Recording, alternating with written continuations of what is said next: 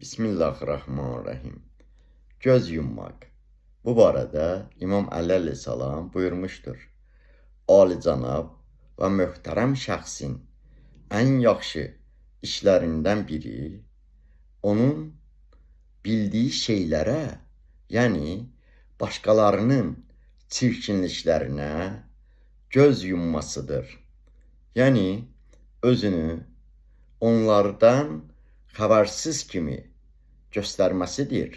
Çünki alicənab adam heç kəsin abır həyasını tökməz və özünü çirkinliklərin çoxundan xəbərsiz kimi göstərər. Allah Taala bizləri kimlərinsə abır həyasını tökən kəslərdən qərar verməsin inşallah.